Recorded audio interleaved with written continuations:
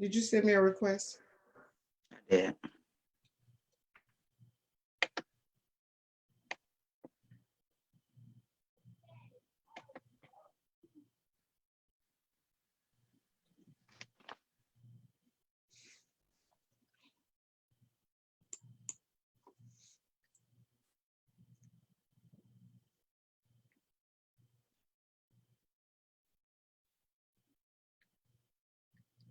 I just confirmed.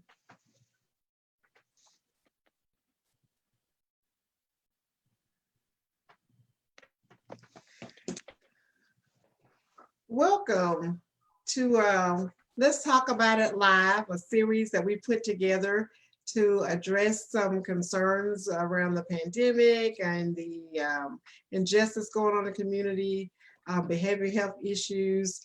Um, I'm April Taylor, and today we're going to talk about crisis alert, pandemic, and the effects on behavioral health. I have with me today Ms. Natasha Christian, who's one of my interns, and she is going to help us. She's going to be the moderator / co-host and help us go through this presentation today. Natasha, would you introduce yourself and go ahead and take over the job of moderating? Good afternoon, everyone. Again, my name is Natasha Christian. I am an intern at the Sound Living Counseling. I'm attending Liberty University Online for my master's in student counseling. So Ms. April was so gracious to allow me to intern with her. I'm learning a lot of information. So she wanted to do a series with all the things that's going on in the world today. So Ms. April, tell me, why did you want to do this series of topics for everyone to be involved in? So one of my passions about this and about in general is to be able to be on the cutting edge where I'm like part of the conversation. I know that like at Sound Living Foundation and Sound Living Counseling Center, we always want to be helping and want to be part of the solution, not just part of the problem. So I always want to have these kind of events. I think I had in my mind before COVID-19 hit that we would have a series of events and they would have been in-person events. We couldn't make those happen. So now, in light of the pandemic, I thought, why don't we do those events virtually?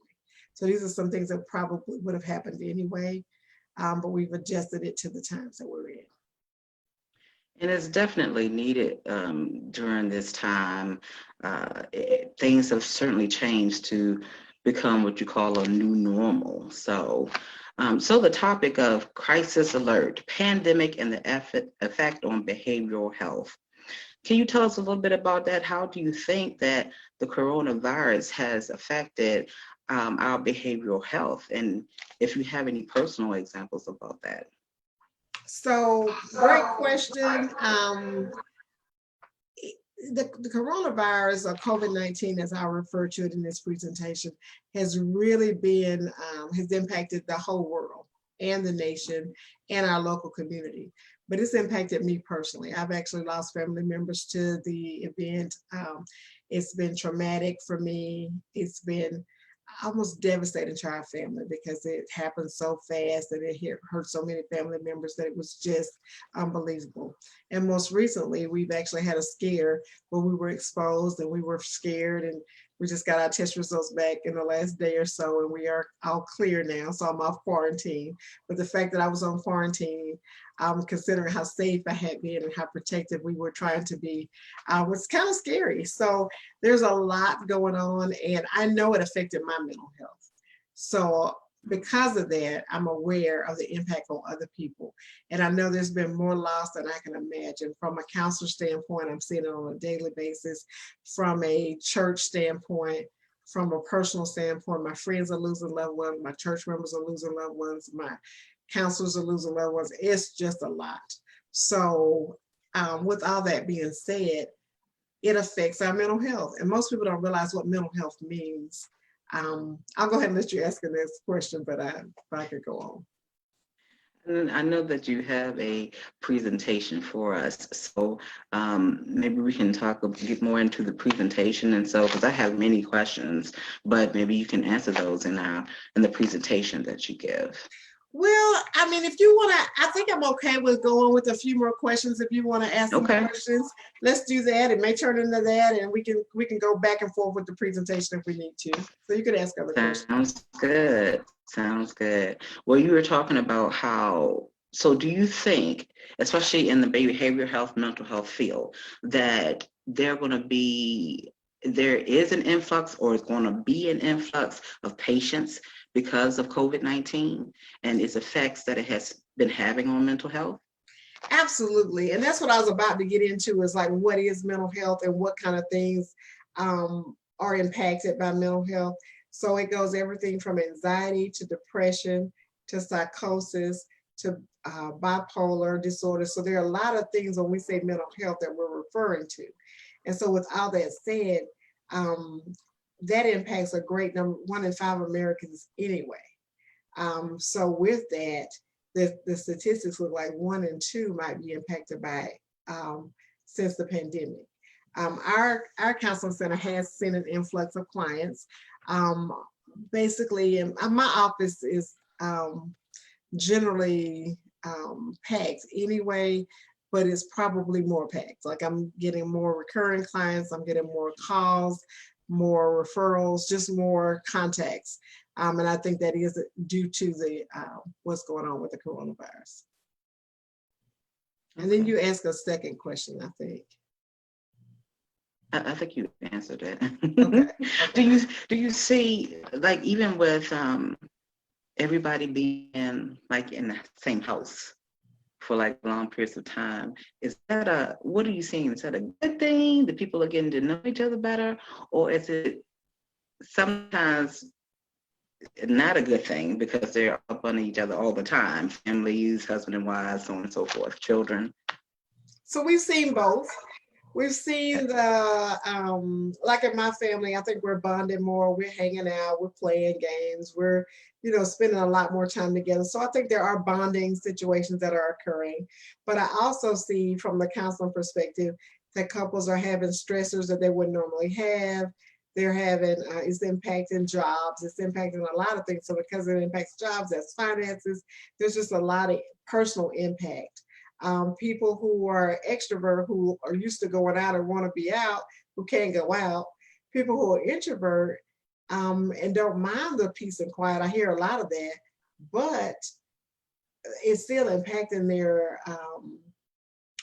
their self-care and the things that they normally would do because they don't get to do that right now. So some of those things are being impacted as well. That's real interesting. For myself being an extrovert, it has impacted me because I don't have that connection with other people, because I now work from home instead of going into the office. So I certainly see what you're saying. So so you've seen an influx, that's one thing that you said, of people coming in, and how mental health is, we think sometimes there's a stigma on the word mental health. Is taboo. You don't, especially in a community, maybe certain ethnicities and stuff, you just don't talk about that. You go to church, to get your healing. And you talked a little bit about mental health, but specifically anxiety. I think sometimes that can mimic maybe some medical issues. Can you tell us a little bit more about anxiety and what that entails and what it looks like for a person? Okay. I want you to do me a favor. Hold the anxiety question. Let me hit the stigma too, and then we'll come back to the anxiety question because I think that's two great questions.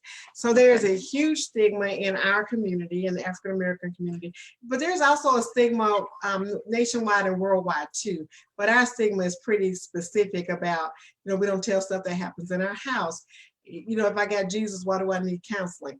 Or family members who may not trust counseling. Sometimes I see one family member, but the rest of the whole family don't believe in counseling. So that becomes a stigma or a problem. We are trying to break that stigma. That's one of the reasons why we do these events as well, is to try to reduce that stigma because it's so taboo. And we're doing everything via telehealth. So just like this presentation is electronic, our clients, our counseling is very similar. Now to your anxiety question. So anxiety is a series of symptoms, and the symptoms vary. I've got a chart. I'll kind of pull out. I love resources, so I have tons of resources that I kind of brought home. But I'll just list a few of the anxiety symptoms: mind racing, weirdness or fatigue, blurry vision, shortness of breath, chest pressure, lack of appetite, shaking, dizziness, difficulty concentrating, sweating, headaches, heart pounding, muscle tension, knots in your stomach, and weak limbs. And when you ask, do they mimic some other disorders? Absolutely, because that chest pressure and that heart pounding mimics a heart attack. And when you're 55, like I'm going to be in a few days, we have to pay attention to that heart stuff when it starts happening, because we can't just ignore it. But oftentimes it is panic or anxiety. So as a counselor, once you've been through the emergency room and got all that stuff ruled out and it's not a heart attack, then they send you to a counselor and we help you work through those things. And there's a lot of emotional things that go around, like a lot of feelings with anxiety as well. And those are the things that other people can't see. You know, the things you feel, the uneasiness, the nervousness, the anxiousness, the clammy hands. They're things that other people just can't see. You feel it inside, but nobody else can see it. Yes, okay. That makes a lot of sense. Yeah, it makes a lot of sense. Sometimes I think we don't, I know personally, have never looked at anxiety like that, you know, and how do you speak to that? How do you help people that experience that type of anxiety? What are some things that you get them to do? Are there some coping mechanisms or anything that they can, coping skills that they can introduce to their lives? So one of the first things we try to do at Sound Living is psychoeducational. So like what we're doing today, talk about what anxiety is, how it feels, how it looks in your body, make it personal so that you recognize what's going on. And then we try to deal with the coping skills, things like journaling, eating right, exercising. I call it self-care. And I really like, this is probably what I do most of the time in counseling, is help people understand self-care and help people learn to live with it. So we do a lot of teaching people to find the beauty in life, painting, music, just different things that we can do to learn to center ourselves or bring ourselves back to calm. Yeah. Okay. So I know that you said that you've experienced some death in your family, you know, due to COVID.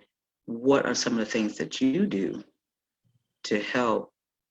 I'm assuming that you've had anxiety over this. So what are some of the things that you do in order to help to cope with that anxiety? Have some skills, put some skills in there. So great question. Yes, ma'am, I do have anxiety. And I've had, part of why I do mental health is because I've had my own bout. And when I came to this field, I came to help women with marriage. And God said, you know, you can help with their mental health too, because you had a little struggle with that yourself. So with that, a lot of what I do comes out of my own experience. And when my mom died and my uncle and my aunt, I was devastated. I really thought, because I could kind of see they were going to die, and I thought I would be okay. I was not okay. Mm-hmm. So it came to me in form of like heart, almost like heart attack symptoms. I went to the ER a couple of times. I had to be tested. They ruled out heart. And so we're back to anxiety. And so the things I do, I journal. And I don't journal regularly. I journal when I get emotional, when I have something I need to deal with, so I write it down. I practice gratitude. I'm all about being grateful and letting somebody know that I'm grateful for whatever they've done for me. I don't take anything for granted. My husband bought me a bike. So yesterday on a lunch break, I ran out and got on the bike with the girls, and I'm making sure they know how to ride so we can get on the trail. So we ride bikes, we walk regularly. We dance. I like praise dances, so me and the girls go down and praise dance. And I have my grandbabies here, so that's the girls I refer to. I love art, so we paint, we plant, we garden. I'm all about fun, so I find all those things fun. I play games. I'm getting ready to do a family Zoom this weekend, so we can kind of get together with the family to just kind of hang out. So we're gonna just do we picked a date and the time and invited folks, and we just go hang out on Zoom and just love on each other a little bit with nothing formal. I like this kind of stuff. So this is actually self-care for me. If I'm helping somebody, I feel better. So when I'm doing a presentation or doing something like this is my day off. So I'm choosing on my day off to do this because that makes me feel better. I've contributed something. Wow, you're doing a lot. And it seems as if it's helping. All of these things that you're combining in your life is helping you with anxiety.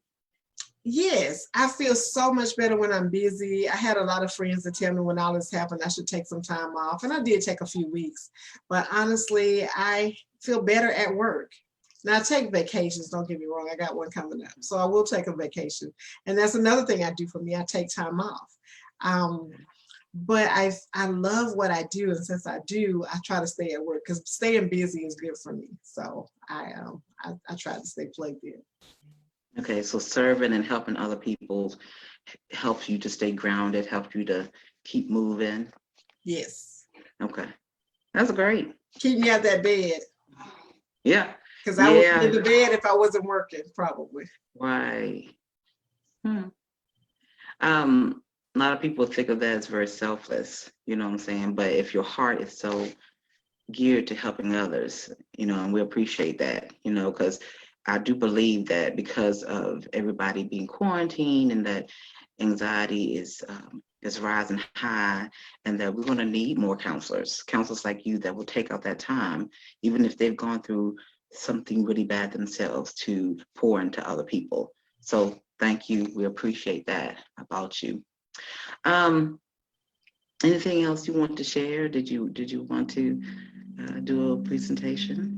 I will do the presentation, but I wanted to say thank you for what you do, because I love, one of the other things I do is I love training the trainers. And so I love that I have a team of interns and I have a team of counselors and I supervise all of them. But my passion is to have great counselors in the community. So thank you for being willing to come sit under and learn and volunteer and help and just really pitch in. And as a matter of fact, shout out to Ms. Natasha. She put this presentation together for us that we're going to do. This is just a portion of it. We'll see some more of it in the series that we're doing, but this is kind of the first portion that we're going to talk about. But you know, I love having help because it makes me look good. So thank you for that. And thank you for assisting me to do this today too, because that helps to have somebody to help the presentation flow better. So yes, I can go into the presentation a little bit, and we put it out for Facebook Live. If you have any questions, if you want to join the conversation, Natasha is available to look at your questions. So she'll interrupt me and let me know if you have questions, and we'll try to address those. But we'll go ahead and start with the presentation.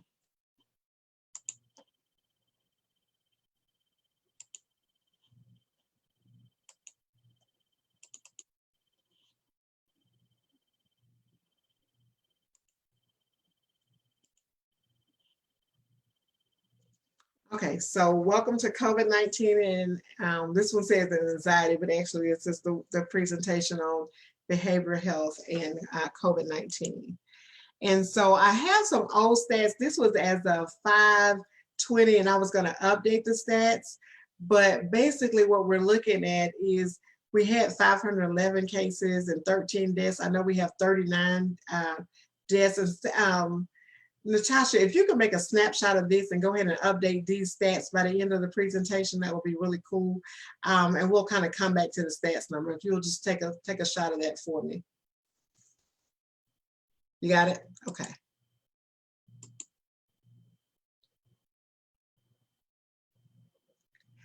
So when we look at Hamilton County and the zip code, we're looking at the statistics in our area. 40% are Black and 25% are Hispanic. So it's hitting people of color in a very hard way. And because of that, it's something that we need to be concerned about. And part of the reasons why I try to have this conversation, you know, it's hitting the Clifton Hills and East Lake community pretty hard.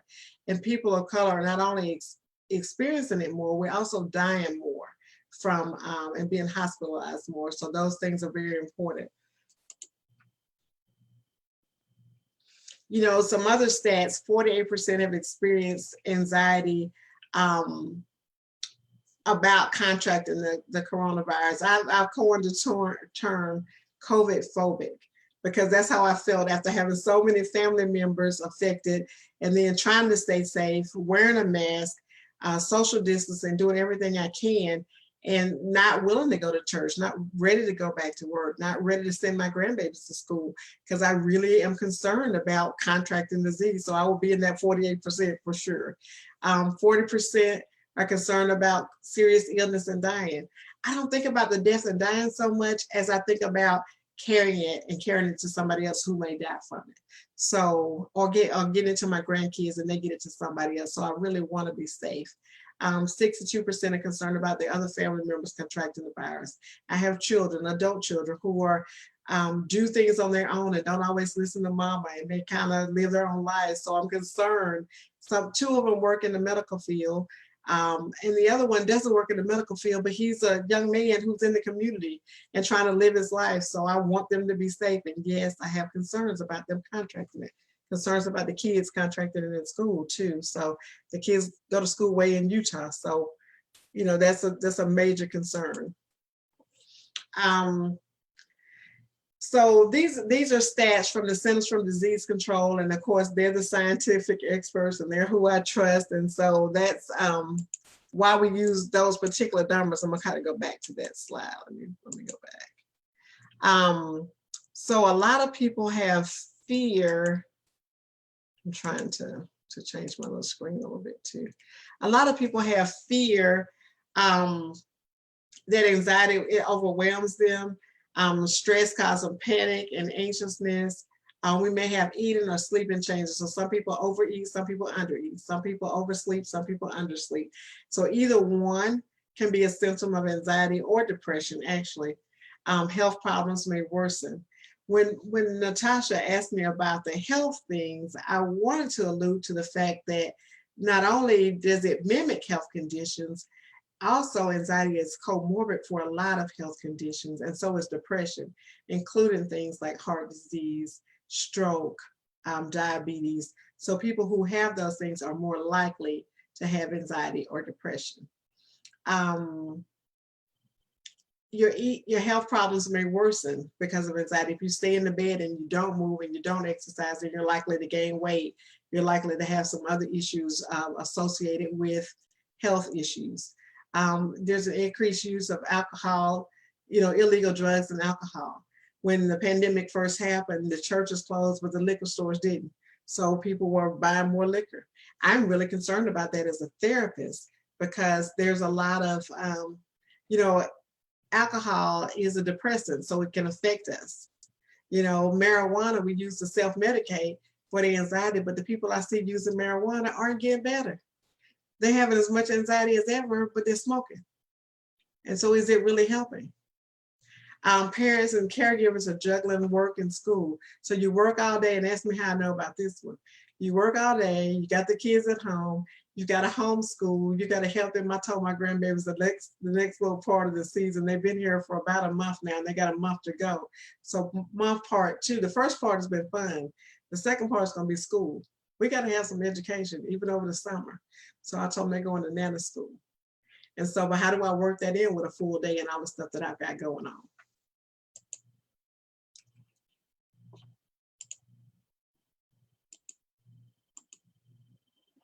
Okay. Also from the Centers for Disease Control, coping with stress. Like, how do we cope with stress? We have to take a break. We tell the kids to take a break. Reading, and one of the things I didn't mention that we do a lot is watching movies. The kids love movie time. So we rotate who picks the movie. Yesterday was Inside Out, and then there's a sequel to Inside Out. So we're going to watch Riley Goes on a Date, maybe sometimes today or tomorrow. So we're just enjoying movie time, just simple things.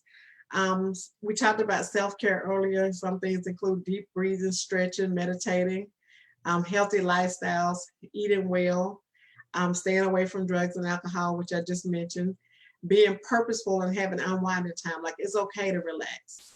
Nana is all about it. I mean, I spend so much time just chilling. Like, part of my personality is fun anyway, so I like to have fun, but I build that into my day. I'm going to work, and I'm going to work hard. But when I get done with this presentation, I'm done for the day. So I get to go play, and I'm going to play hard, and I'm going to enjoy that.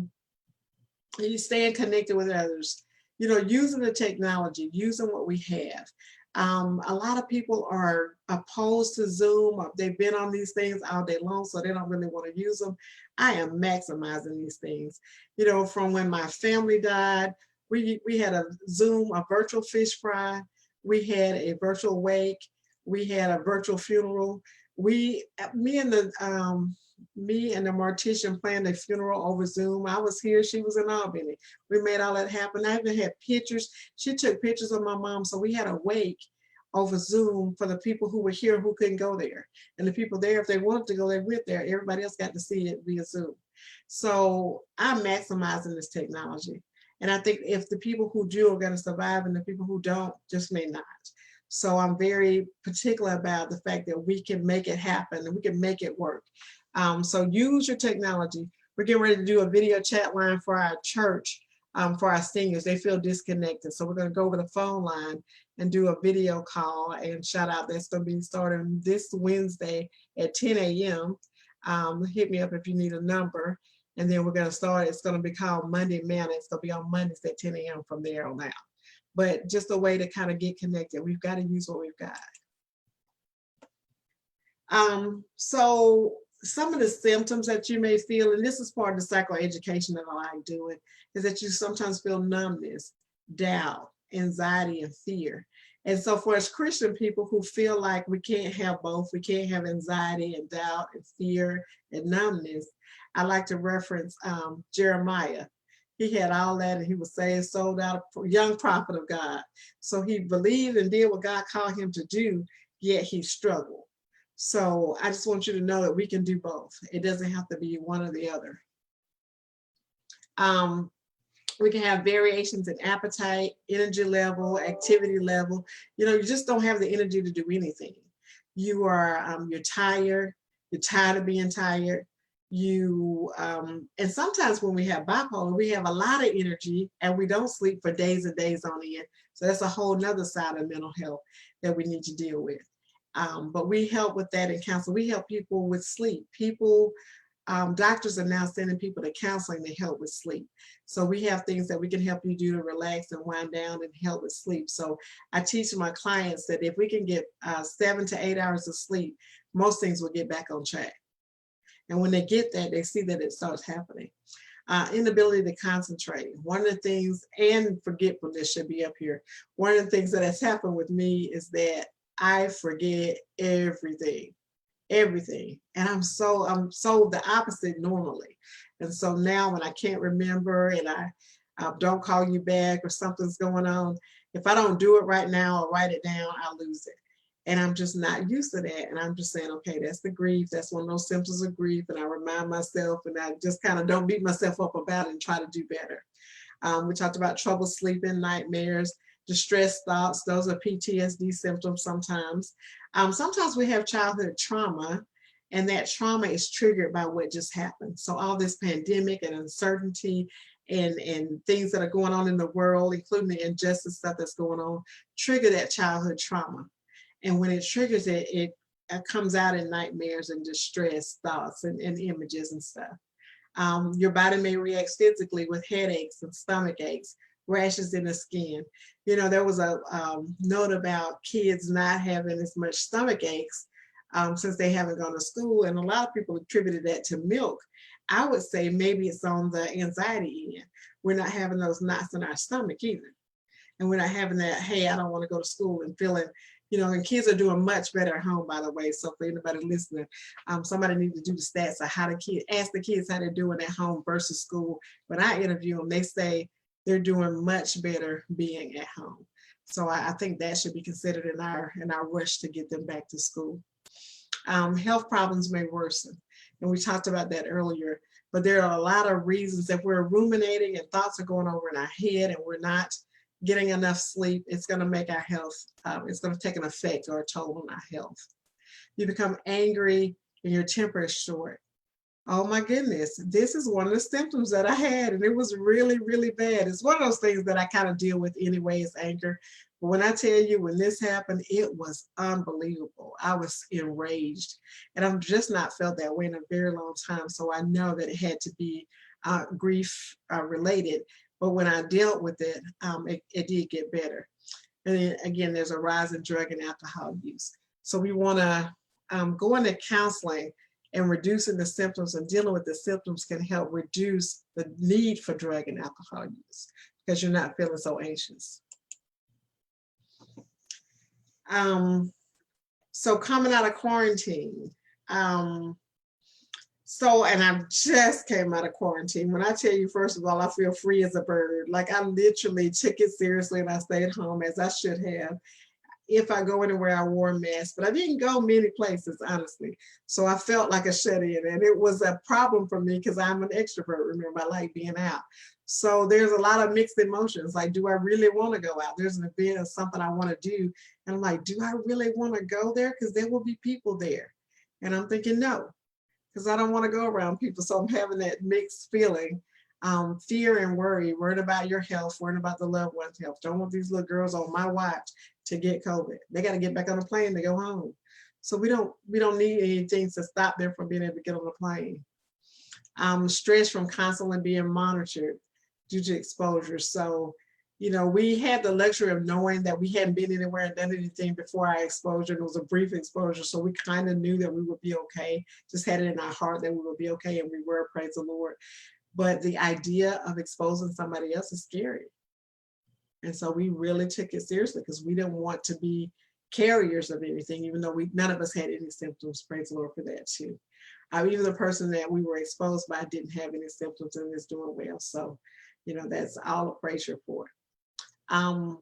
We have feelings of unhappiness and anger, frustrations for people scared to be around you. So when you say you've been exposed, do people look at you like a leper? Do people decide, oh, I better not go over there because she's been exposed?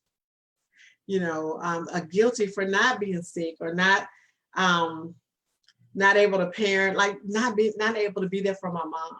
That was the hardest thing, just not being able to go and even go and do the funeral or go and be there while she was dying. We knew she was dying, but we couldn't be with her.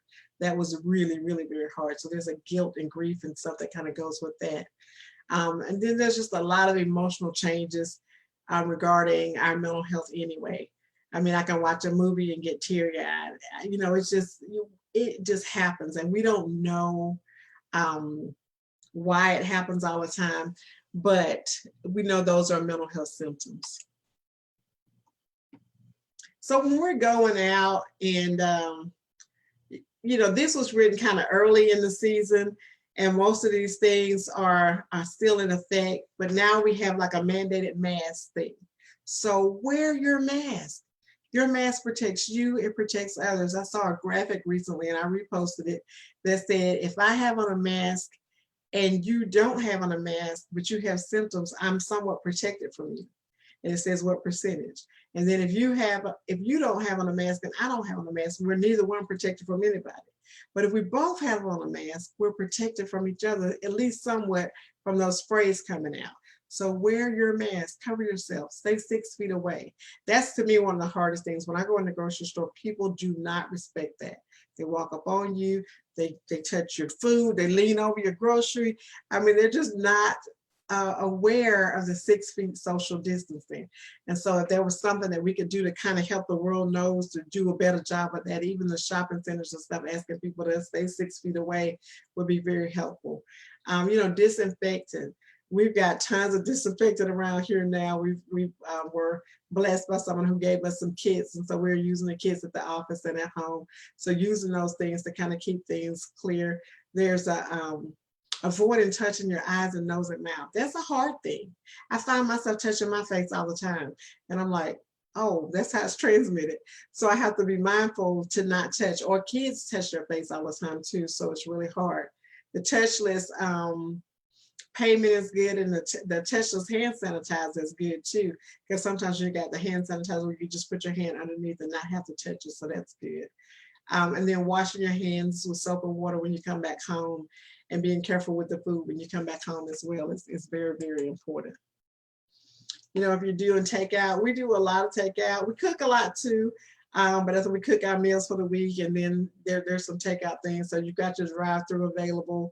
You can still call in. People are still doing the car service where they'll bring it out to your car. So just make sure you're doing that. But limit contact, pay online when you can. Again, wash your hands and make sure you use at least 60% alcohol. I have a girlfriend, shout out to Divine Purity. They make sanitizers and hers is over 70%.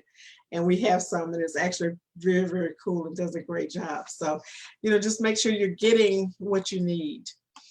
Banking, my banking, I just do drive-through banking, but it says, online bank or whatever you need to do if you need to do that. Gas, using a glove or something on your hand and making sure you're washing your hand before and after use of the gas tank, because you can transfer it at the gas tank. And most people didn't know that at the beginning, but germs are on the tanks because a lot of people are touching it. Doctor's appointments. I've had the, blessing of having to go to the doctor a few times because of the heart stuff, which turned out to be anxiety stuff.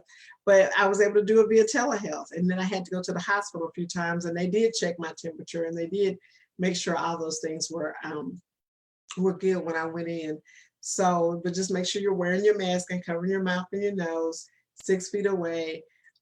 Just call the doctor ahead of time and they'll tell you what to do. The pharmacies have been great. Calling to remind you of appointment of the pharmaceutical stuff. So you got drive-through for that too, and curbside services.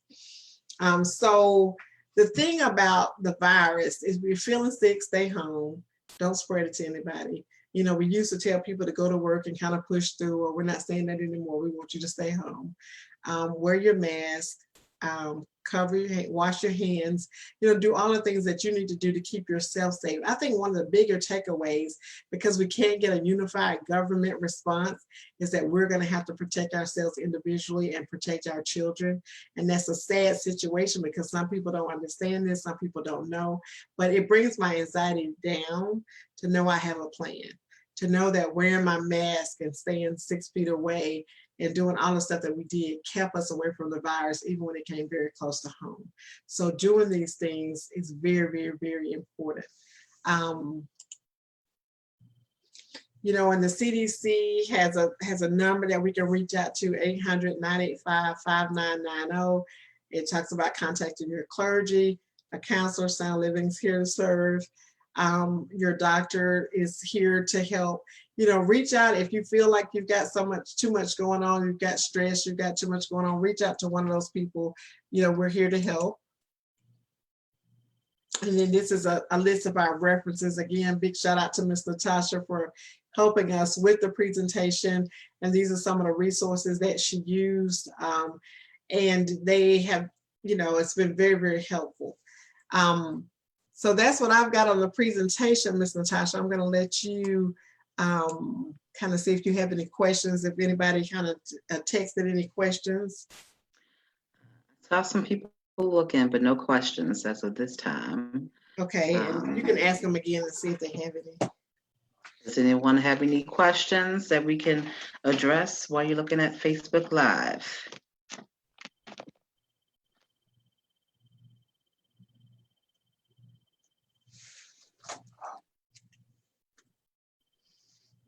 Okay. Since there are no questions, we really thank you, Ms. April from Sound Living Counseling, for doing this presentation. It is so needed during these times, and maybe people could get a better understanding of what anxiety is. They can be freer to talk about COVID. They can know that people are not like they have the leprosy or something when they are exposed, or have had it, before. It's good information to know, especially the CDC information on how to be safe, because we can't stop living, right? We got to keep living, but we need to do it as safe as possible so that we can protect ourselves and especially protect other people. There are some more series that are coming up in the next few weeks with Ms. April. There's a series entitled on Thursday, July 23rd at 12 noon. It's called Burned Out, Balance and Self-Care. I think we could all use that because sometimes we just sit and worry instead of just doing something to take care of ourselves. On Tuesday, July 28th at 12 noon, we have Good Grief, dealing with grief and loss. So for those who've had people, not just to pass from COVID, but just other things that we can talk about that openly. On Friday, July 31st at 12 noon, The Spirit, getting connected spiritually. For those who need a boost, for those who want to get to know, anybody and everybody is invited to listen and to ask questions. On Thursday, August 6th, we have Deep Breaths, Anxiety and Other Behavioral Health Diagnosis. Yes, so we talked a little bit about anxiety today, but we want to delve into it a little bit more, show you some slides and like, oh, that's anxiety. Oh, that, just to give education about what these things look like. So please join us for that. And on Thursday, August 13th at noon, Stand Up, Racism and Its Effects on Behavioral Health. We are living in a world that's very chaotic at this time, and we just want everybody to unite and join and learn, because if we do not ask questions, if we do not learn, we continue to stay ignorant. And that's not being said in a negative way, but ignorance is just not knowing. And we don't want to do that nowadays. We want to come together, learn, embrace, be taught about these things. And on Tuesday, August 18th at noon, Jesus Saves, Biblical Impact of Slavery on Behavioral Health. So there's some wonderful topics coming up, y'all, that you should be involved in and that you can ask questions. If we go Facebook Live, you can ask questions that you need to ask, and we can just have a good old conversation, get educated, and take that education and do something with it. So thank you again, Ms. April. Anything else you wanted to add? Well, thank you for co-hosting with me on this first event. I appreciate you being here and helping. Thank you for all the people who listen. We are going to save it, and we'll probably see what we can do about putting it on YouTube, or it'll be available on Facebook. But we're just passionate about helping the community, getting the word out. In the future, we are going to have some guest speakers. So some of these events won't be just me. We'll have some guests joining us, and we may, Natasha or somebody else may be moderating as well. So we hope you can join us for the conversations. Hopefully they'll be on Zoom so we can all talk and be a little more interactive too. But this one was kind of short notice, but hopefully you'll be able to kind of come in and participate as well. So thank you everybody for listening. Thank you, Ms. Natasha, again for getting the presentation together, as well as doing a great job moderating, and anything else I ask you to do. I really appreciate all the stuff that you've done, even working today while you're on vacation. So I appreciate you doing that as well. You're absolutely welcome. It's my pleasure, Ms. April. All right, thank you. Thank you.